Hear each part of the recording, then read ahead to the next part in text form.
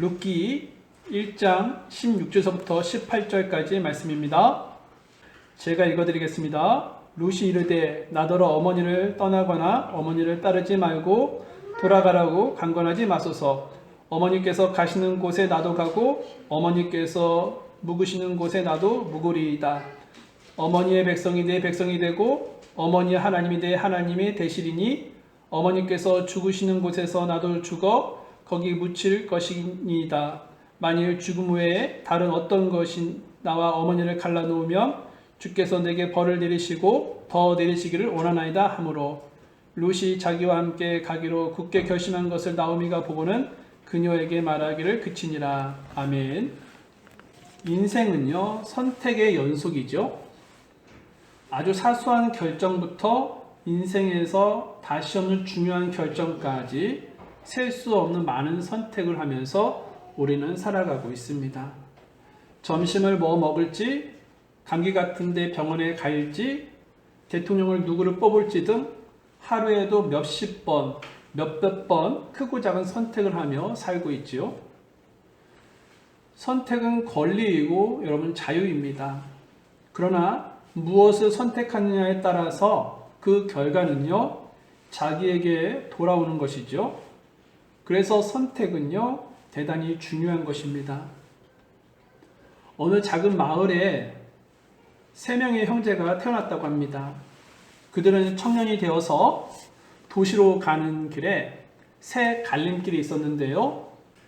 그들은 모두 그 새 갈림길에 각자 그 길을 선택해서 갔다고 합니다. 오랜 세월이 흐른 후에 어느 도시에 한 강도 사건이 일어났었는데요. 가게에 침입하여 주인을 때리고 돈과 물건을 도둑질했던 그 강도는 결국 붙잡혔다고 합니다. 나중에 알고 봤더니 그 강도와 가게 주인 그리고 그 강도를 재판하는 재판관이 오래전에 다른 길을 선택하며 각자의 길을 떠났던 한 형제였다라는 것입니다. 그러니까 각기 다른 길을 선택하여 떠났던 그 3명의 형제가 재판관과 강도 그리고 가게 주인이 되어 법정에서 다시 만난 것이죠. 무엇이 이 형제의 인생을 이렇게 다르게 만들었을까요? 재수가 없었거나 운이 없어 그랬었을까요? 그들은 재수가 없어서나 운이 없어서가 아닙니다. 인생의 모든 것은 선택의 결과에 따른 것이죠. 어떤 선택을 하느냐에 따라서 삶에 커다란 변화를 가져올 수가 있습니다. 그래서 선택이 중요한 것이죠. 오늘 본문을 보면 중대한 선택의 결정 앞에 직면한 3명의 과부가 등장했음을 알 수 있을 것입니다. 오늘은 그 과부들의 선택을 우리가 살펴보면서 우리의 삶의 현장에서 부딪히는 수많은 사건들 속에서 어떤 선택을 해야 바른지를 배워보는 그런 시간을 갖도록 하겠습니다. 우리는 먼저 그 3명의 과부 중 한 명인 나오미의 선택을 살펴보려고 합니다. 지난주에 빵집이라는 뜻을 가진 베들레헴에서 엘리멜렉이라는 사람이 살고 있었음을 살펴보았죠. 그에게는요, 나오미라는 아내와 말론과 기론이라는 2 아들이 있었음을 말씀을 드렸습니다. 그런데 베들레헴에 기근이 들자 엘리멜렉 가족은 기근을 피하여 모압 땅으로 잠시 이주를 결심을 하게 되죠. 그러나 잠시 피한 그 이주 생활은 쉽지 않았고 엘리멜렉은 그곳에서 인생을 떠나고 말았다는 것입니다. 타지에서 남편을 잃은 나오미는 2 아들을 모압 여인과 결혼을 시켰는데요. 그 중에 하나는 누구냐면 오르바였고 또 한 명은 룻이었다라는 것입니다. 그런데 가슴 아프게도 모압에 도착한 지 10년쯤 되었을 때 엘리멜렉의 2 아들이었던 말론과 기론도 아버지 엘리멜렉의 뒤를 이어 세상을 떠나고 말았다라는 것입니다. 나오미는 고향을 떠난 지 10년 만에 남편과 2 아들을 잃게 되는 그런 비참한 현실을 맛보았다라는 것이죠. 그녀는 살 길이 막막했습니다. 그런데 그때였지요. 고향 베들레헴에서부터 다음과 같은 소식을 듣게 되었던 것입니다. 룻기 1장 6절 말씀을 보도록 하겠는데요. 룻기 1장 6절입니다. 다 같이 한번 읽어볼까요? 시작. 그때에 그녀가 모압 지방에서 돌아오려고 자기 며느리들과 함께 일어났으니 이는 주께서 자신의 백성을 찾아오사 그들에게 빵을 주셨다는 것을 그녀가 모압 지방에서 들었기 때문이더라. 나오미는 주님께서 자신의 백성을 찾아오사 고향 땅에 빵을 주셨다는 것을 들었다는 것입니다. 이것은 베들레헴 유다 땅에 기근이 떠나고 풍년이 찾아왔다는 얘기죠. 여러분, 우리 주님은요, 이처럼 자신의 백성을 찾아오셔서 돌아보시는 분이시다라는 것입니다. 주님은 사랑하는 자신의 백성들에게 잘못이 있을 때 따끔하게 회초리를 들겠지만 그들을 결코 버리지는 아니하신다는 것입니다. 그리고 그들에게 찾아오셔서 돌보아 주신다는 것이죠. 간혹 세상 부모는요, 자녀가 큰 잘못을 저질렀을 때 어떡합니까? 다시는 집에 얼씬도 하지 못하도록 문을 잠그거나 내쫓아 버리죠. 하지만 주님은 다르다는 것입니다. 시편 27편 10절 말씀에 내 아버지와 어머니가 나를 버릴 때에도 주께서는 나를 들어 올리시니다 라고 말씀하고 있습니다. 또 히브리서 13장 5절 중반부에 보면 그분께서 이르시되 내가 결코 너를 떠나지 아니하고 너를 버리지 아니하리라 하셨느니라 라고 말씀하고 있습니다. 주님은 우리가 부족함이 있어도 결코 우리를 떠나지 아니하신다는 것이죠. 또한 버리지 아니하신다는 것입니다. 끝까지 우리를 지켜주시고 돌보아 주신다는 것이죠. 그런 분이 우리 하나님이시기에 우리는 참으로 마음이 늘 든든한 것입니다.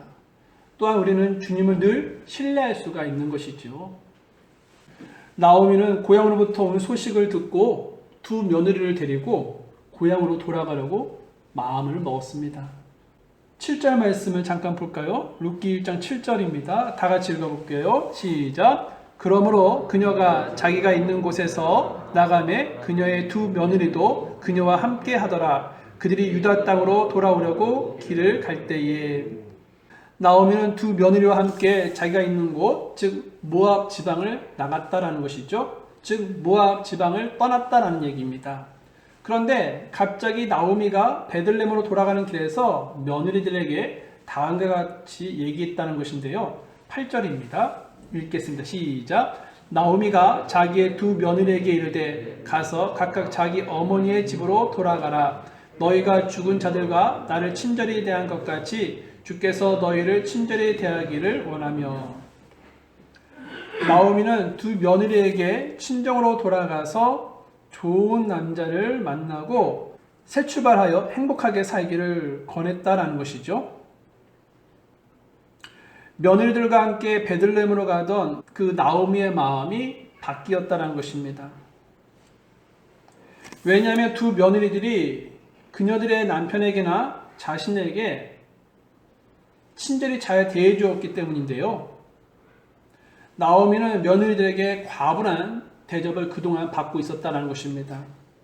그녀는 늙고 나약한 자신에게 지극정성으로 친절하게 섬기고 대해준 그 며느리들에게 늘 고마운 마음을 갖고 있었던 것 같습니다. 그래서 그녀는 며느리들을 며느리로 생각하지 않고 딸처럼 여겼습니다. 11절 말씀을 잠깐 보시면 나오미가 이르되 되돌아가라 내 딸들아 라고 말을 하고 있죠. 12절도 보시면요, 되돌아가라 내 딸들이라고 말하고 있습니다. 13절도 마찬가지로 나오미가 두 며느리에게 내 딸들아 라고 말하고 있음을 알 수 있습니다. 나오미는 이처럼 며느리들을 딸처럼 생각하고 있었다는 것입니다. 나오미는 딸처럼 생각한 그 며느리들이 아직 나이도 젊고 인생의 앞길이 구말리 같은데 굳이 자신을 따라가서 고생할 이유가 없다라고 판단했던 것 같습니다. 그녀는 진심으로 며느리들의 장래를 걱정해 주었던 것이죠. 그래서 그들로 하여금 고생스레 자신을 따르지 말고 고향 모압으로 돌아가서 좋은 사람을 만나서 살라라고 작별을 구했던 것입니다. 나오미부터 돌아가라는 말을 들은 두 며느리는 어떤 반응을 보였습니까? 전혀 예상치 못한 나오미의 작별 인사에 며느리들은요, 소리 높여 울기 시작했다라는 것입니다. 그리고 어머니와 함께 가겠다라고 말을 하게 되죠. 9절서부터 10절인데요. 같이 읽어볼까요? 시작. 주께서 너희가 각각 자기 남편 집에서 안식을 찾게 하시기를 원하노라 하고 그들에게 입을 맞춤에 그들이 소리 높여 울며 그녀에게 이르되 우리가 반드시 어머니와 함께 어머니의 백성에게 돌아가겠나이다 하니. 두 며느리는 큰 소리를 울면서 어머니와 함께 어머니의 백성에게로 돌아가겠다라고 했습니다. 그러자 나오미는 다시 한번 너희 땅으로 돌아갈 것을 권하지요. 11절에서부터 13절인데요. 같이 읽어볼까요? 시작. 나오미가 이르되 되돌아가라 내 딸들아 너희가 어찌하여 나와 함께 가려 하느냐 아직도 내 태에 아들들이 있어서 그들이 너희 남편이 되겠느냐 되돌아가라 내 딸들아 너희 길로 갈지어다 나는 너무 늙어 남편을 두지 못하노라 가령 내가 소망이 있다고 말하거나 혹은 오늘 밤 남편도 두고 아들들도 낳는다 하자 그들이 자랄 때까지 너희가 그들을 기다리겠느냐 그들로 인해 너희가 남편 두기를 멈추겠느냐 내 딸들아 아니라 주의 손이 나와서 나를 치셨으므로 내가 너희로 인해 심히 괴롭도다 하매. 나오미는 두 며느리에게 자신에게 또 다른 아들이 있으면 너희에게 남편을 주었을 텐데 지금은 없기 때문에 그렇게 할 수가 없다라고 말했습니다. 이것은요, 여러분, 유대인의 계대 결혼을 설명한 것인데요. 당시 관습에 의하면 가족 중에 한 형제가 대를 잇지 못하고 죽었을 경우에 다른 형제가 그 죽은 형제의 아내를 취해서 아들을 낳아 그 가문과 기업을 잇게 하는 그런 관습이 있었습니다. 그런데 나오미는 두 아들이 모두 죽었지 않습니까? 그래서 그 일은 불가능하다라고 지금 며느리들에게 말을 해주고 있는 것입니다. 또한 자신은 늙어서 결혼할 수도 없고 아이를 더 낳을 가능성도 없다라고 얘기하고 있는 것이죠. 설령 재혼을 해서 자신이 아들을 낳는다 하더라도 그 아들이 자라기까지 기다리는 것은 너무 오랜 시간이 필요하다. 이것은 실현 가능성이 없다라고 이야기하고 있는 것입니다.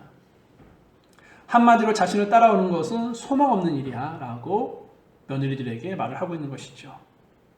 그래서 나오미는 친정 어머니의 마음으로 딸처럼 생각한 그 며느리들의 장래를 염려하며 모압 땅으로 돌아가라고 권했다라는 것입니다.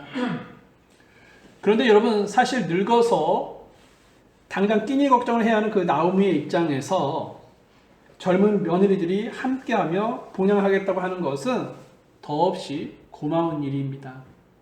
또한 나오미는 편해지는 일이죠. 자신을 섬겨줄 그런 며느리 있으면 더 편한 그런 삶을 살 수가 있다는 것입니다. 그러나 나오미는 자신이 어떻게 되든 그저 며느리들의 행복만을 원했다는 것입니다. 나오미가 며느리들의 육신적인 그런 행복을 생각한 것은 어떻게 보면 인간적으로 볼 때 굉장히 잘한 것이죠. 그건 잘한 선택이라고 볼 수가 있다는 것입니다. 참으로 또한 그것은 아름다운 선택이라고도 할 수가 있죠. 며느리들이 유대 땅에 가서 평생 갑으로 사는 것보다 모압 땅에서 새로운 그런 남자를 만나서 재혼을 하고 친정 식구들과 함께 사는 것이 며느리들의 입장에서는 좋은 편에 속하기 때문에 나오미가 며느리들에게 너희 땅으로 돌아가라 라고 말을 해주는 것은 좋은 선택이라고 생각할 수도 있다는 것입니다. 그러나 여러분 이것은요 육신적으로는 좋은 선택이라고 생각할 수도 있겠지만 신앙적으로 볼 때는 굉장히 잘못된 선택이었다는 것이죠. 왜냐하면 이것은요 그들을 단순히 고향 땅에 머물게 하는 결과만 만드는 것이 아니었기 때문이었습니다.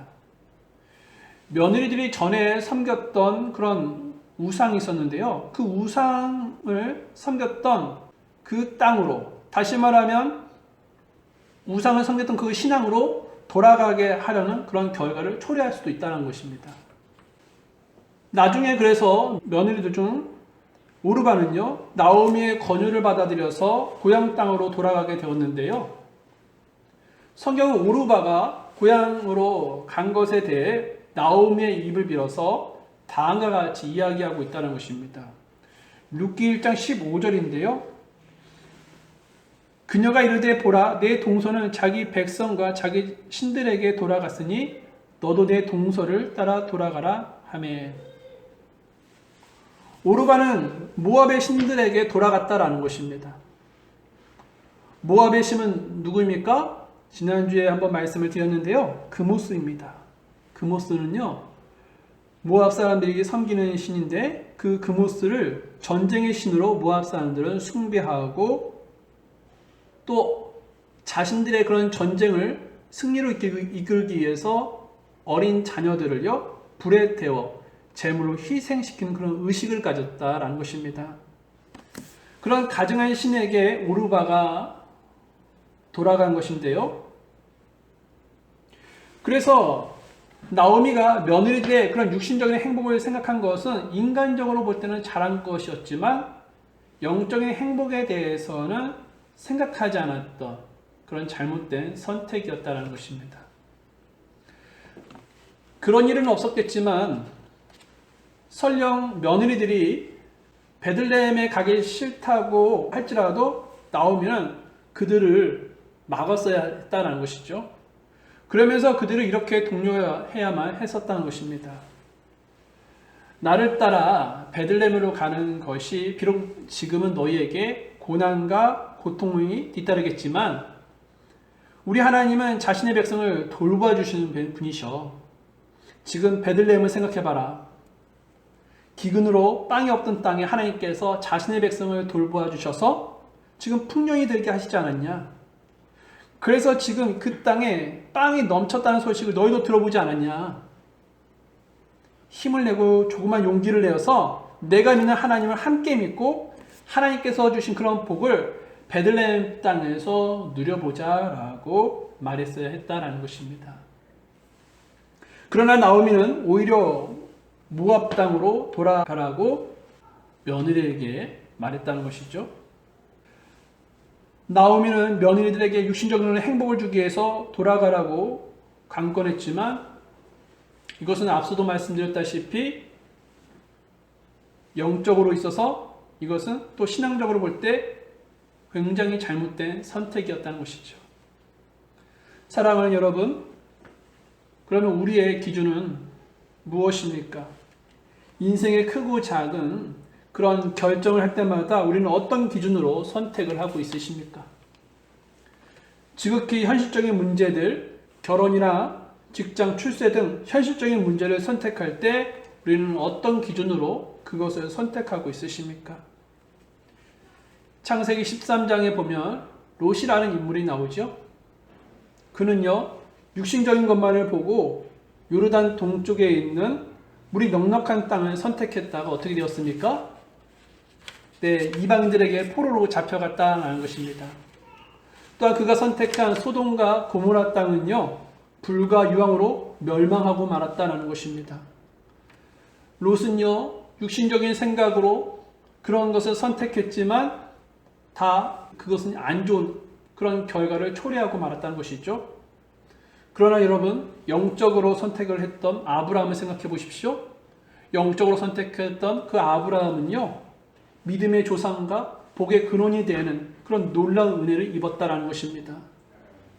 여러분, 신앙적인 기준을 따르면 손해를 볼 것 같고 뒤처질 것 같고 남들이 누리는 것을 다 누리지 못할 것 같이 생각이 듭니다. 하지만 결론은 그렇지 않다는 것입니다. 우리가 성경에 말씀하시는 기준을 가지고 선택을 하면 아브라함처럼 우리의 결론은 은혜를 하나님께 입는다는 것입니다.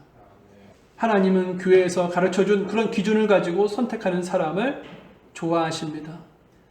그리고 바로 그런 선택을 하는 사람을 하나님은요, 귀히 여기시죠. 내가 내 기준으로 알아서 선택하면요, 그 결과는 내가 책임지는 삶이 되는 것입니다. 하지만 반대로 내가 아닌 하나님의 기준으로 선택을 하는 것은 하나님께서 책임져 주시는 삶이 되는 것이죠.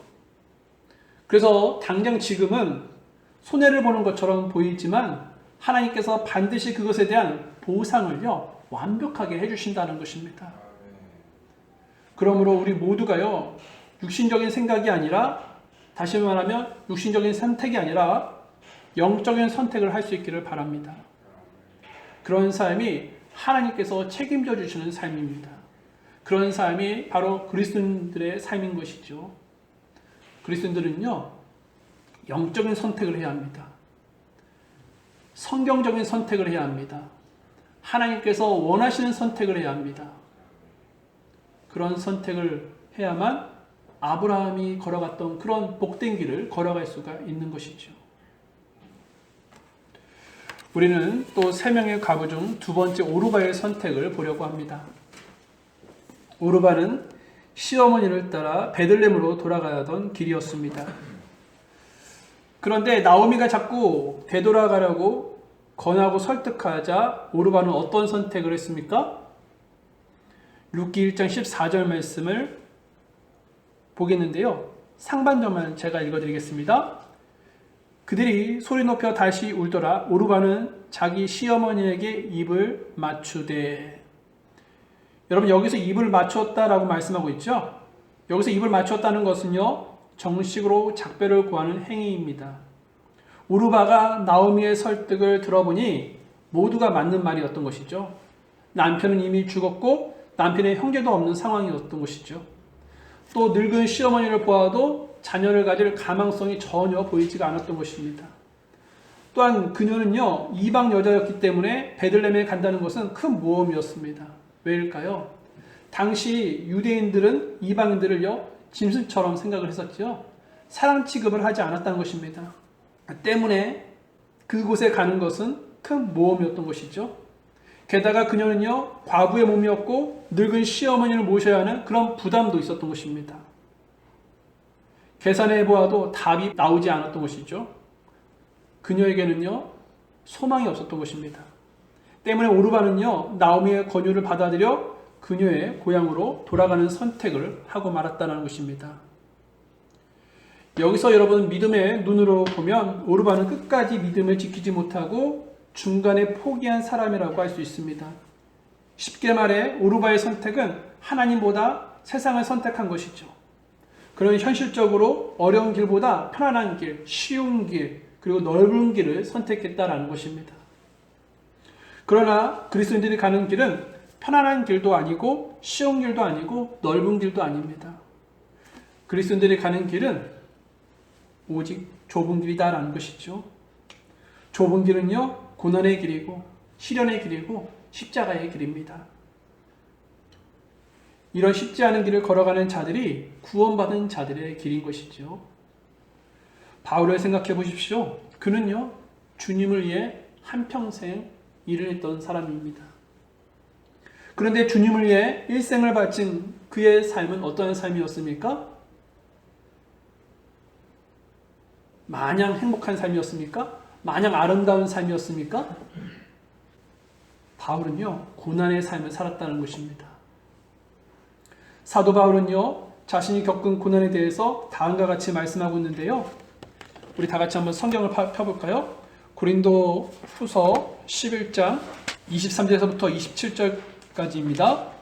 제가 읽어드릴게요. 그들이 그리스도의 사역자냐? 내가 어리석은 자처럼 말하지만 나는 더욱 그러하도다. 내가 수고를 더욱 넘치도록 하고 매도 지나치게 맞고 감옥에도 더 자주 갇히고 여러 번 죽을 뻔하였으니 내가 유대인들로부터 40에서 하나 뺀 매를 5번 맞았고 3번 몽둥이로 맞고 1번 돌로 맞고 3번 파선을 당하여 한밤과 한낮을 깊은 속에 있었으며 자주 여행하면서 물들의 위험과 강도들의 위험과 내 공포로 인한 위험과 이교도들로 인한 위험과 도시에서의 위험과 광야에서의 위험과 바다에서의 위험과 거짓 형제들 가운데에서 위험을 당하였고 지치고 아프며 여러 번 밤을 새우고 굶주리며 목마르고 여러 번 금식하며 추위를 당하고 헐벗었노라. 여러분, 바울은 하나님의 뜻대로 살았었죠. 하지만 지금 말씀을 보니까 어떠한 삶을 살고 있습니까? 결코 쉬운 삶이 아니었죠. 어려운 삶이었죠. 고난의 삶이었죠. 그래서 여러분, 바울은요, 디모데후서에서 다음과 같이 이야기하고 있습니다. 디모데후서 3장 12절에 참으로 그리스도 예수님 안에서 하나님의 뜻대로 살려고 하는 모든 자는 핍박을 받을 것이나. 여러분, 이와 같이 예수님 믿고 주님을 따르는 길은 핍박이 있는 길입니다. 쉬운 길이 아니다라는 것이죠. 하지만 그 길을 걷는 자들이 바로 어떠한 자들입니까? 그리스도인들이다라는 것입니다. 그러나 간혹 그리스도인들 중에 마귀에게 속아서 세상과 타협하고 편안한 길을 걷고자 하는 자들이 있다는 것입니다. 신약 성경에서 그 대표적인 인물이 누구입니까? 데마라는 인물이죠. 데마는 초기에 복음에 대한 열정을 갖고 주님을 위해서 사도 바울을 돕고 협력한 동역자였습니다. 그래서 골로새서 4장 14절 말씀을 보게 되면 사랑받는 의사 누가와 또 데마가 너희에게 인사하느니라라고 말씀하고 있습니다. 우리가 이 말씀을 볼 때 데마는 한때 누가와 같이 바울을 도우며 열심히 일하는 그런 동역 일꾼이었다는 것을 알 수가 있죠.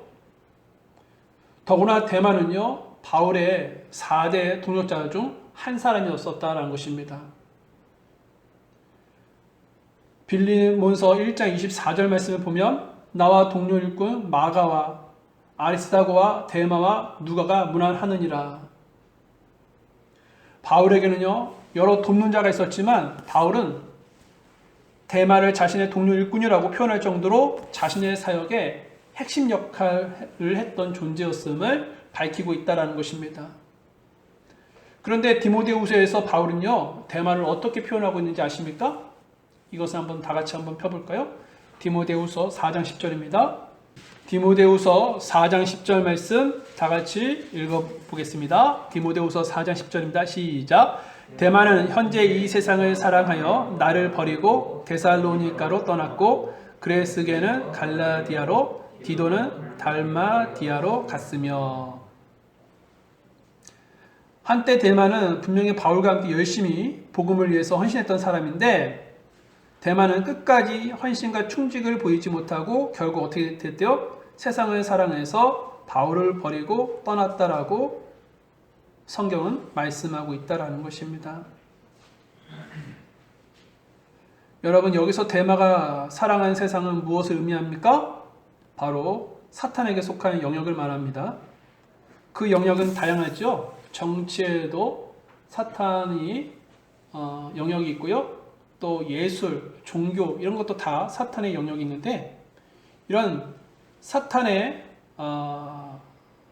속임수로 다양한 덫을 쳐놓은 그런 영역을 지금 이 데마는 사랑해서 떠났다라고 성경은 말씀하고 있다는 것입니다.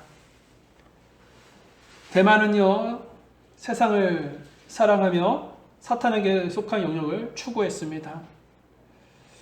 데마는 사탄에게 속한 영역을 추구했기 때문에 어떤 삶을 살았을까요? 어려운 삶을 살았을까요? 편한 삶을 살았을까요? 네, 편한 삶을 살았죠. 쉽고 넓은 길을 걸어갔던 것입니다. 전에는 바울과 함께 어떠한 고난과 고통이 있더라도 오직 주님을 따르며 좁은 길을 걸어갔던 이 데마가요, 바울이 감옥에 갇히고 그리고 그리스도인들이 순교당하고 또한 자신이 온갖 위협과 또 위험을 처하자 십자가의 길을 중도에 포기하고 편안한 길, 즉 세상이 원하는 그런 길을 걸어가고 말았다라는 것입니다. 여러분 기억하십시오. 한때 바울의 핵심 동료였던 이 데마가요, 세상을 사랑했다면 우리 역시 어떻게 될까요? 우리도요, 세상을 사랑하며 이 좁은 길을 벗어날 수도 있다는 것입니다. 세상을 사랑하고 세상과 타협하며 편안한 길을 걸을 수도 있다는 것이죠. 그러면 혹시 여러분들 중에는 이미 세상을 사랑하고 계시는 분은 없으십니까? 세상과 타협하며 세상과 말철 없이 지내고 있는 분은 없으십니까? 여러분, 다음과 같은 말씀을 우리는 기억하고 떠올려야 합니다. 그 말씀은 요한일서 2장 15절 말씀인데요. 세상이나 세상에 있는 것들을 사랑하지 말라. 어떤 사람이 세상을 사랑하면 아버지의 사랑이 그 사람 속에 있지 아니하니. 성경은요, 세상이나 세상에 있는 것들을 사랑하지 말라라고 우리들에게 경고하고 있습니다. 왜 그렇습니까? 세상을 사랑하면 아버지의 사랑이 그 속에 있지 아니하다라고 말씀하고 있기 때문이다라는 것이죠. 여러분, 우리가 세상을 사랑하면 주님은 우리를 사랑할 수가 없는 것입니다. 주님의 사랑이 우리에게 올 수가 없는 것이죠. 보십시오. 이게 하나님의 사랑인데 우리가 하나님 앞에 다가가면 이게 하나님의 사랑이 다가올 수 있지만 하나님의 사랑은 여기 있고 우리가 하나님을 등지고 세상을 따라가면 어떻게 하나님의 사랑이 닿을 수가 있겠습니까? 또 성경은요, 세상과 친구가 되지 말라라고 경고하고 있습니다. 야고보서 4장 4절인데요. 너희 가늠하는 남자들과 가늠하는 여자들아, 세상과 친구가 되는 것이 하나님과 원수되는 것인 줄 너희가 알지 못하느냐. 그러므로 누구든지 세상의 친구가 되려는 자는 하나님의 원수니라. 성경은 왜 세상과 친구가 되지 말라라고 경고하고 있습니까? 세상과 친구가 되는 것이 하나님과 원수되기 때문이다라고 말씀하고 있기 때문이라는 것이죠. 그래서 우리는요, 세상을 사랑해서는 안 됩니다. 세상을 사랑하면 하나님의 사랑이 맞닿을 수가 없는 거예요. 하나님만이 짝사랑하고 있는 거예요. 또 하나님을 사랑하지 않고 세상을 사랑하면 하나님과의 같은 편에 있는 것이 아니라 하나님과 원수의 길을 갖고 있는 것입니다.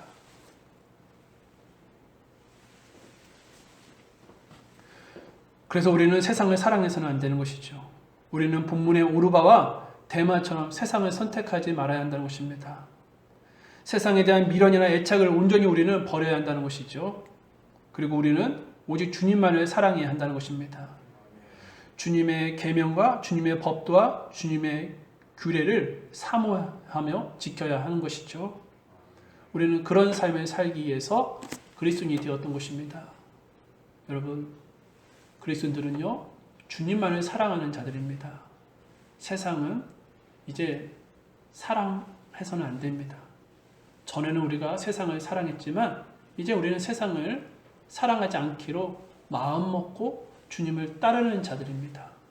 그렇다면 우리는 세상이 무엇을 우리를 유혹을 해도 세상을 바라봐서는 안 되는 것이죠. 주님을 바라보고 주님이 가셨던 그 십자가의 길, 그 좁은 길 걸어가야 하는 것입니다. 비록 지금 이 땅의 그 좁은 길이 우리에게 힘들 수도 있습니다. 우리에게 너무 부담이 될 수도 있습니다. 그러나 그 길을 끝까지 주님을 의지하고 인내하고 그 길을 가면 보상이 하늘에 장착되어 있고 그것을 우리는 받을 수가 있게 될 것이다 라는 것이죠. 여러분, 그 생각을 하면서 이 땅의 어려운 나의 그런 삶일지라도 그것을 소망 삼고 이기셔야 합니다. 힘내셔야 합니다. 승리하셔야 합니다. 주님은 그런 삶을 살기를 원하고 계십니다. 그래서 우리에게 이와 같은 말씀을 우리에게 주고 계시는 것이죠. 자, 우리는 또 세 명의 과부 중 마지막 롯의 선택을 살펴보려고 합니다. 동서 오르바는요, 모압으로 돌아갔습니다. 나오미와 이제 룻이 남았는데요. 나오미는 오르바처럼 룻도요, 돌아가기를 원했다는 것입니다. 그러나 그녀는 돌아가지 않았죠. 사실 룻은요, 나오미를 따라가면 다시는 시집갈 그런 희망이 없어지게 됩니다. 더군다나 이방 여인이라 유다에 가면 무시를 받겠죠. 괄시를 받겠죠. 이런 것이 예상이 되는, 손해보는 그런 선택이었다는 것입니다. 그러나 롯은요, 오르바와 달리 시어머니를 따라가겠다며 그녀에게 굳게 붙어 있었다는 것입니다. 룻기 1장 14절 말씀을 다시 한번 보십시오. 룻기 1장 14절인데요. 아까 우리가 상반절만 읽었는데 이번에 제가 다 읽어드리도록 하겠습니다. 그들이 소리 높여 다시 울더라. 오르바는 자기 시어머니에게 입을 맞추되 룻은 그녀에게 굳게 붙었으므로.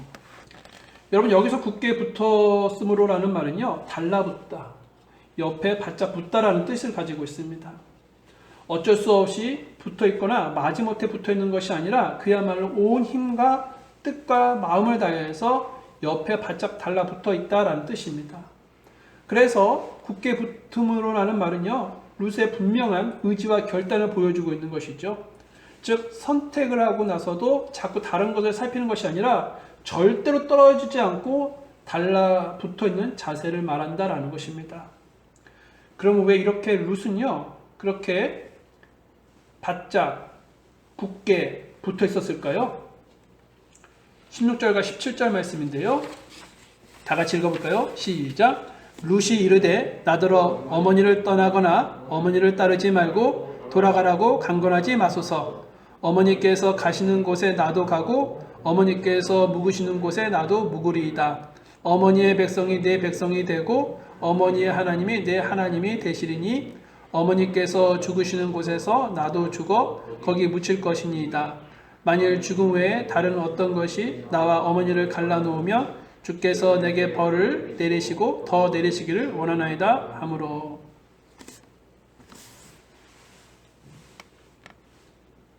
룻이 나오미에게 달라붙었다는 것은요, 홀로 남은 시어머니를 그렇게 혼자 보낼 수 없었기 때문이다라는 것입니다. 우리는 여기서 룻의 그런 아름다운 마음씨를 보게 되죠. 그런데 룻은 그런 단순히 인간적인 정과 의리 그리고 책임 때문에 나오미에게 달라붙어 있었던 것은 아니었습니다. 나오미에 대한 사랑과 하나님에 대한 깊은 신앙 때문에 그와 같이 붙어 있었다는 것이죠. 그래서 여러분 16절을 다시 한번 보시면요, 룻은 하나님께서 시어머니 나오미의 하나님이시기도 하지만 뭐래요? 자기 자신의 하나님이라고도 고백하고 있다라는 것이죠. 여러분, 룻은요, 어릴 적 어디에서 자랐을까요? 모압에서 자랐죠. 그녀는 모압 족속의 신 그모스가 참 신임을 믿고 자랐을 것입니다. 다른 신은 모두 가짜이며 오직 신 중의 신은 그모스 신이라고 믿고 있었을 것입니다. 그러나 그녀가 시댁에서 한 번도 들어보지 못한 하나님을 귀로 듣고 머리로 이해하고 그것을 마음속으로 받아들이고 믿게 되었다는 것이죠. 그래서 룻은 하나님을 평생 잘 섬기며 오직 하나님만을 기쁘게 해드리려고 결단했던 것 같습니다. 그런데 문제가 생겼어요. 그것이 무엇입니까? 나오미가 룻에게 친정으로 돌아가 새 출발을 하며 그녀를 돌려보내려고 했다라는 것입니다. 룻은 생각을 했어요. 지금 자신이 고향으로 돌아가면 다시는 하나님께 경배하지 못하고 하나님을 섬기는 데 많은 방해가 있을 거라고 말입니다. 그 순간 룻은 끔찍했습니다. 자신을 구원해 주신 하나님께 경배드리지 못한다는 것이 그녀에게는 매우 끔찍하고 두려웠을 것이다 라는 것이죠. 그래서 룻은 하나님을 섬기고 죽을 때까지 나오미와 함께 하겠다라고 결단하는 마음으로 나오미에게 이와 같이 바짝 붙어 있었다라는 것입니다. 룻은 하나님께서 어떤 분이시고 그분이 참 신이심을 믿고 있었기에 그모스와 하나님 사이에 선택을 해야 하는 순간에 그녀는요, 당연히 하나님을 선택했습니다. 그녀는 나에게 이익이 될 것인가 손해가 될 것인가를 생각하기보다는 이것이 정말 하나님께서 원하시는 일인가 하나님께서 원하시지 않는 일인가를 더 생각하며 하나님께서 원하시는 일을 선택했다라는 것이죠. 여러분, 혹시 여러분도 이와 같은 선택을 해본 적이 있으십니까? 자신의 앞길에 어떠한 고난과 역경이 닥칠지라도 개의치 않고 하나님께서 원하시는 일을 택해 본 적이 있냐는 말입니다. 다니엘과 세 친구들은요, 하나님께서 원하시는 일을 선택했습니다. 앞에 자신의 고난과 또 죽음의 그런 위협이 있을지라도 다니엘과 세 친구들은요, 하나님께서 원하시는 일을 선택했다라는 것입니다. 다니엘서 1장을 말씀을 보게 되니까 다니엘과 세 친구들이 포로로 잡혀온 상태임을 말씀하고 있다는 것이죠. 하지만 하나님은 그들에게 은혜를 주셔서 왕궁에서 학문을 공부할 수 있는 기회를 그들에게 주셨습니다. 그리고 그들은 왕이 제공하는 음식을 먹어야만 했는데요. 하지만 다니엘과 세 친구들은 왕이 배정한 그런 음식이나 왕이 마시는 그런 포도주로 자기를 더럽히지 않겠다라고 마음을 먹게 됩니다.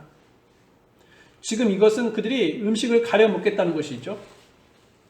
이것은 관리에게 미움을 받을 수 있고 자칫하면 왕의 노여움까지 살 수 있고 그렇게 되면 어떻게 됩니까? 죽음에 이를 수도 있다는 것이죠. 그럼에도 불구하고 다니엘과 세 친구들은요. 하나님께서 원하시지 않는 것을 먹지 않기에 좋은 음식을 마다하고 콩과 물로 배를 채웠다는 것입니다. 그들은 어쩔 수 없는 현실의 상황에서 안주하며 적당히 세상과 타협하고자 한 것이 아니라 생명의 위협이 온다 할지라도 끝까지 하나님 앞에 신앙을 지키는 그런 선택을 했다라는 것이죠. 여러분, 하나님께서 원하시는 일은 바로 이와 같은 믿음의 선택이다라는 것입니다. 그 길은 망하는 법이 없는 길이죠. 사실 인간적으로 볼 때요, 믿음의 길은요, 어리석고 미련해 보입니다. 함께 포로로 잡혀온 다른 포로들은 다니엘과 세 친구들의 어리석게 보였을 수도 있을 것입니다. 그래서 비웃었을 수도 있을 것입니다. 그러나 하나님께서는요, 원하시는 일을 택했던 그 다니엘과 세 친구들의 길을 복된 길로 만들어 주셨다는 것입니다. 다니엘서 1장 15절 말씀을 보게 되니까 열흘이 끝났을 때에 그들의 얼굴이 왕이 배정 음식을 먹은 모든 아이들보다 더욱 아름답고 살이 더욱 기름지게 보이니라. 17절에는 이내 아이들에 대해 말할 자면 하나님께서 그들에게 지식을 주시고 모든 학문과 지혜의 능숙함을 주셨는데 다니엘은 모든 환상 계시와 꿈을 깨달아 알더라.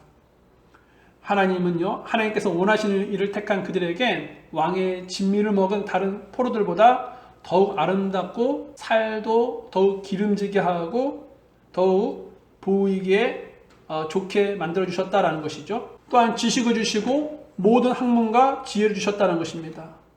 더구나 이들은요, 왕의 인정을 받아서 높은 지혜에 이르는 복을 받기도 했다라는 것이죠. 여러분, 하나님께서 원하시는 일을 택한 사람들은 이와 같은 은혜를 입는 것입니다. 이와 같은 복을 받는 것입니다. 오늘 본문에서도 하나님께서 원하시는 일을 택한 룻에게도 복이 임했는데요. 무슨 복입니까? 동서 오르바의 선택과 달리 고생이 훤히 보이는 베들레헴을 택한 룻은요, 나중에 보아스와 결혼해서요, 아들 낳았는데 그 이름이 누구입니까? 오벳이죠.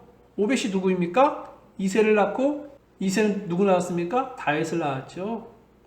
바로 오벳은요, 다윗의 할아버지였던 것입니다. 그리고 마태복음 1장에 보면 예수님의 족보 중에 이 룻이라는 이름이 들어가 있다라는 것이죠. 룻은 세상이 아닌, 넓은 길이 아닌, 편한 길이 아닌, 쉬운 길이 아닌, 잠시 고난을 당할 수 있는 길, 즉 하나님께서 원하시는 길을 택해서 이와 같은 복받는 자로 세워지게 되었다는 것입니다. 마찬가지입니다, 여러분. 사람들이 보기에 그 선택은 어리석고 미련하고 멍청한 선택이라고 해도 그 선택이 하나님을 기쁘게 해드리는 그런 선택이라면 하나님께서 더 풍성한 것으로 우리의 삶을 채워주실 것이다 라는 것이죠. 그래서 우리는요, 항상 하나님께서 원하시는 그런 믿음의 선택을 할 수 있기를 바란다라는 것입니다. 그래서 하나님의 복과 은혜가 넘치는 삶을 사셨으면 좋겠다는 것이죠. 여러분, 우리는요, 룻의 선택을 따라야 합니다. 룻은 믿음의 길을 선택했습니다. 여러분, 나오미처럼 인간적인 선택을 해서는 안 됩니다. 오르바처럼 세상을 선택해서는 안 됩니다. 룻처럼 하나님을 선택하고 믿음의 길을 선택해야 합니다. 그것이 바로 그리스도인들이 가는 길이고 그리스도인들이 붙잡아야 할 길이고 그리스도인들이 선택해야 할 길입니다. 사랑하는 성도 여러분, 사람은요, 누구나 선택의 기로에 서 있습니다. 여러분이 과거에 어떤 잘못된 선택을 하였다 하더라도 하나님은 마치 집 나간 작은 그런 아들의 비유에서 작은 아들을 기다리는 그런 아버지의 심정으로 바른 선택을 기다리고 계십니다. 이제 여러분이 바른 선택을 해야 할 시기인 것이죠. 그렇다면 여러분은 나오미의 선택을 하시겠습니까? 오르바의 선택을 하시겠습니까? 아니면 룻의 선택을 하시겠습니까? 여러분, 우리는요, 룻과 같은 좁은 길을 선택하고 믿음의 길을 선택하고 하나님께서 원하시는 길을 선택하는 복된 믿음의 선택자가 되기를 바랍니다. 그래서 주님께서 주시는 그런 은혜를 누릴 수 있는 그런 삶을 살기를 바랍니다. 하나님은 우리를 사랑하시죠. 우리를 누구보다 많이 사랑하고 계십니다. 우리들이 잘못된 길을 걸어가는 것을 주님은 원치 아니하십니다. 우리가 바른 길을 걸어가기를 원하시죠. 그 바른 길이 십자가의 길입니다. 고난의 길입니다. 여러분, 요즘 많이 힘드시죠? 요즘 많이 어려움을 경험하고 계시죠? 그러나 그 길을 갈지라도 하나님께서는 여러분의 모습을 보시고 기뻐하고 계신다는 것입니다. 웃고 계신다는 것이죠. 그래, 너희들 잘 가고 있다. 그 믿음의 길을 끝까지 완주해라 라고 응원하고 계십니다. 여러분, 우리가 가는 이 믿음의 길 끝까지 우리가 걸어갈 수 있는 그런 성도들이 되었으면 좋겠습니다. 자리에서 일어나겠습니다.